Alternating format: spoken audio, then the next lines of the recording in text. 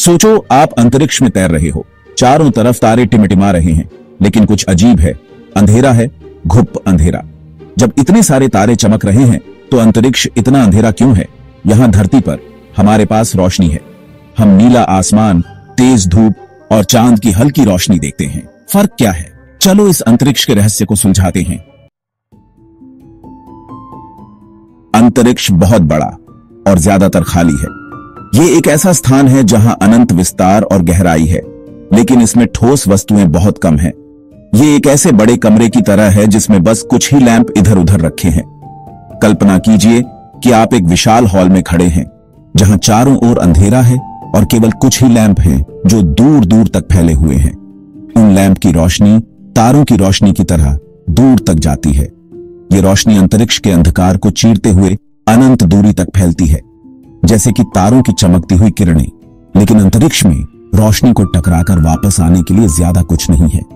यहां कोई ठोस वस्तुएं नहीं हैं जो रोशनी को परावर्तित कर सकें, जिससे यह रोशनी बिना किसी रुकावट के आगे बढ़ती रहती है। इसे ऐसे समझो, आप एक धूल भरे कमरे में टॉर्च जलाते हैं। उस कमरे में टॉर्च की रोशनी धूल के कणों से टकराकर चारों ओर फैल जाती है, जिससे आपको रोशनी की किरणें स्पष्ट रूप से दिखाई देती हैं।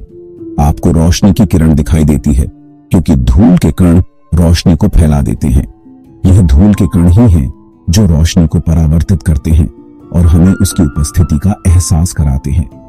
अंतरिक्ष में ज्यादा धूल नहीं है, इसलिए रोशनी दिखाई दिए बिना ही गुजर जाती है। अंतरिक्ष का यह खालीपन और धूल की कमी ही इसे इतना रहस्यमय और अद्वितीय बनाती है। जब हम दूरबीन से अंतरिक्ष को देखते हैं तो हम उन दूर के तारों और ग्रहों को देख सकते हैं जो इस विशाल खालीपन में स्थित हैं। यह हमें यह समझने में मदद करता है कि अंतरिक्ष कितना विशाल और रहस्यमय है। अंतरिक्ष में कुछ स्थान ऐसे भी हैं जहां गैस और धूल के बादल होते हैं, जिन्हें नेबुला कहा जाता है। ये नेबुला तारों के जन्म और मृत्यु के स्थान होते हैं, जहां नए तारे बनते हैं और पुराने तारे समाप्त होते हैं। इसके अलावा अंतरिक्ष में ब्लैक होल भी होते हैं, जो इतनी अधिक गुरुत्वाकर्षण शक्ति रखते हैं कि रोशनी भी उनसे बच नहीं सकती। ये ब्लैक होल अंतरिक्ष के सबसे रहस्यमय और शक्तिशाली वस्तुओं में से एक है। अंतरिक्ष यात्रियों के लिए अंतरिक्ष का यह खालीपन एक चुनौती और एक अवसर दोनों है। वे इस विशाल खालीपन में तैरते हुए नए ग्रहों और तारों की खोज करते हैं और हमारे ब्रह्मांड के रहस्यों को समझने की कोशिश करते हैं। अंत में अंतरिक्ष का यह खालीपन हमें यह एहसास दिलाता है कि हमारा ग्रह कितना अनमोल और अद्वितीय है। इस विशाल ब्रह्मांड में पृथ्वी एक ऐसा स्थान है जहां जीवन संभव है और यह हमें अपने ग्रह की सुरक्षा और संरक्षण के लिए प्रेरित करता है। बहुत पहले ऑल्बर्स नाम के एक वैज्ञानिक ने एक सवाल पूछा था। यह सवाल इतना सरल था, फिर भी इसका जवाब खोजना मुश्किल था। अगर अंतरिक्ष तारों से भरा है तो रात का आसमान चमकीला क्यों नहीं होता? हर दिशा में अनगिनत तारे हैं, फिर भी रात का आसमान काला क्यों दिखता है? यह ऑल्बर्स का पैराडॉक्स है। यह एक ऐसा विरोधाभास है जो वैज्ञानिकों को सदियों से परेशान कर रहा है। इसका जवाब इस बात में छुपा है कि ब्रह्मांड फैल रहा है। जब हम ब्रह्मांड के विस्तार को समझते हैं तो हमें इस विरोधाभास का समाधान मिलता है। किशमिश वाली ब्रेड बनाने के बारे में सोचो। जब ब्रेड फूलती है तो उसमें मौजूद किशमिश एक दूसरे से दूर होती जाती है। जैसे जैसे ब्रेड फूलती है, किशमिश दूर होती जाती है। इसी तरह ब्रह्मांड भी फैल रहा है और इसमें मौजूद आकाश गंगाएं एक दूसरे से दूर होती जा रही हैं। ब्रह्मांड उस ब्रेड की तरह है। जैसे जैसे यह फैलता है, आकाश गंगाएं और तारे एक दूसरे से दूर होते जाते हैं। जैसे जैसे यह फैलता है, दूर के तारों की रोशनी खिंचती जाती है। यह खिंचाव प्रकाश को लाल रंग की ओर खिसकाता है, जिसे हम रेडशिफ्ट कहते हैं। यह धीमी और देखने में मुश्किल हो जाती है।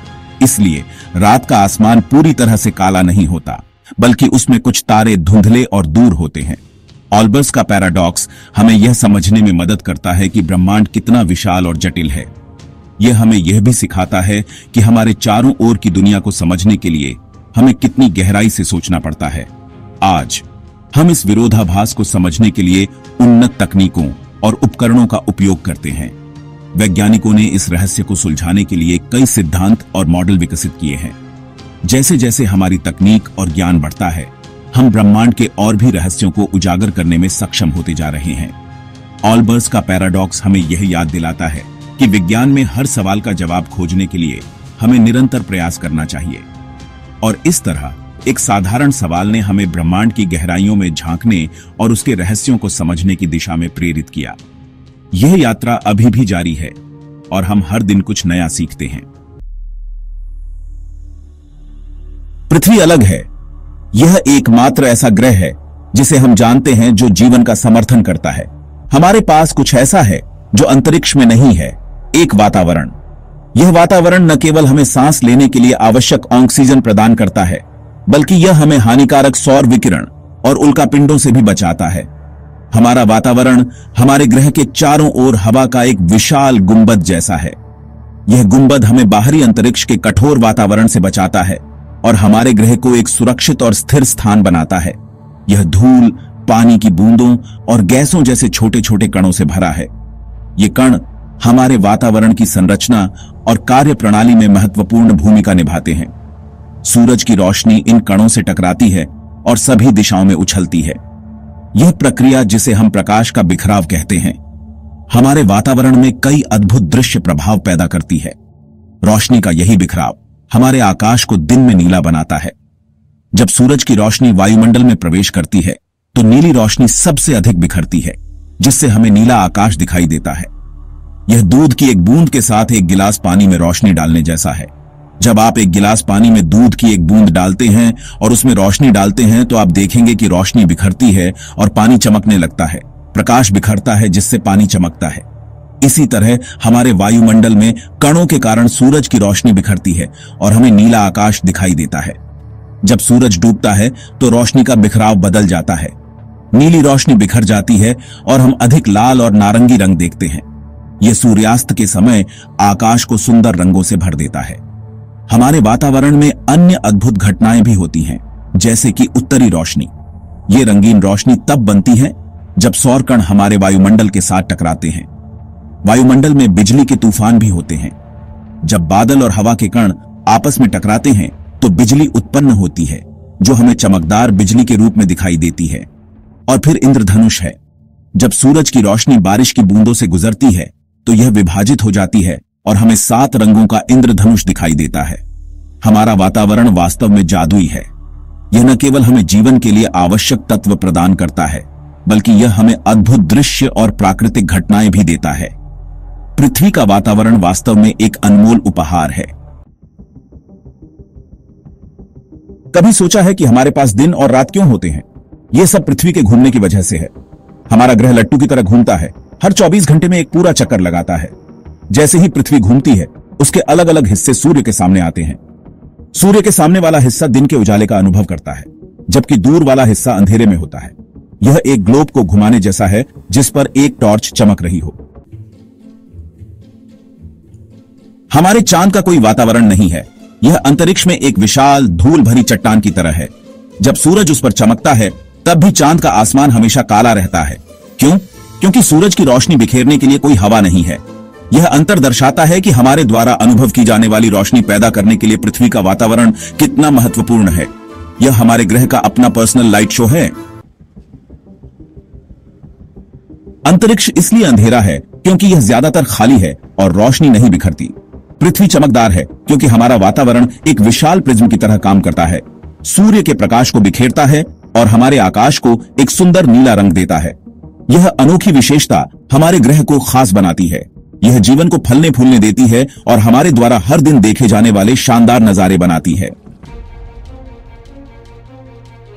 ब्रह्मांड अजूबों से भरा है, अंधेरे और उजाले दोनों से।